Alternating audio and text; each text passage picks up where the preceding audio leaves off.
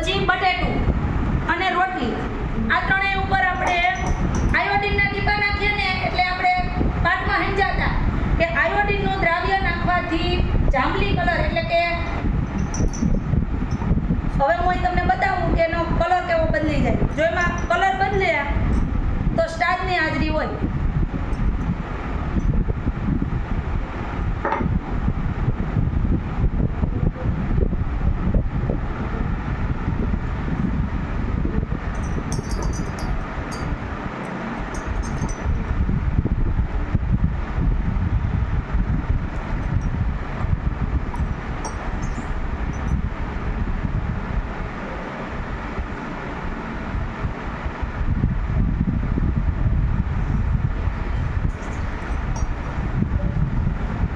જો આમાં ભાતનો રંગ બદલો, જાંબુડિયા રંગના થઈ ગયા. જો એટલે ભાતની અંદર સ્ટાર્ચ છે એવું કહેવામાં આવે.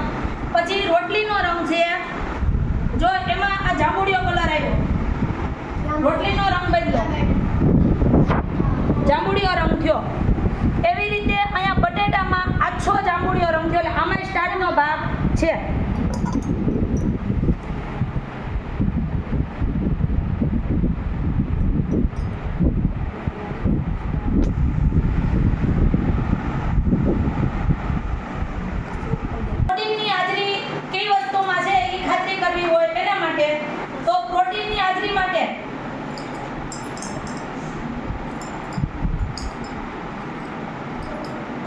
સલ્ફેટ્સ એનું દ્રાવ્ય છે, એના ટીપા આપણે દૂધમાં નાખશું.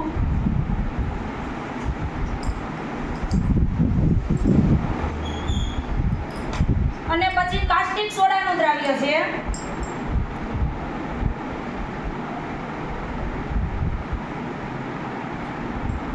એના ટીપા નાખશું. જો આનો કલર ચેન્જ થઈ જાય ને તો એમાં આપણે શેની હાજરી હોય? પ્રોટીનની. જો એટલે આપણે સાબિત થઈ ગયું કે દૂધમાં પ્રોટીનની હાજરી છે. હવે એવી જ રીતે આ ચણાનો લોટ છે, તો એમાં આપણે એવી રીતે કરશું.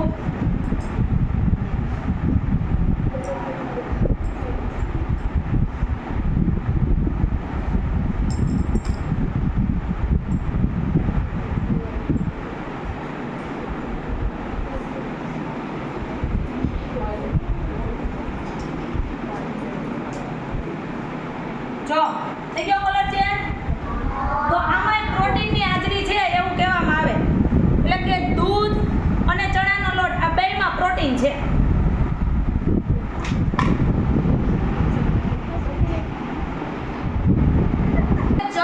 ચરબી શેમાં હોય એ જાણવા માટે એક પ્રયોગ કરીએ. તેના માટે આપણે સિંગના દાણા અને ટોપરું એટલે કે નાળિયેર લીધું છે. હવે હાલો એને રફ કરો.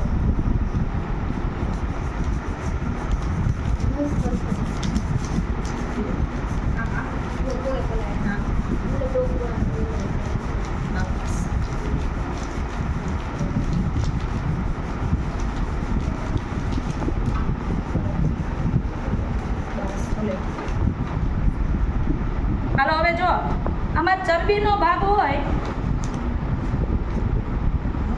જાનવી ઊભી રહે. તેલનો ભાગ આવ્યો અહીંયા આવ્યો.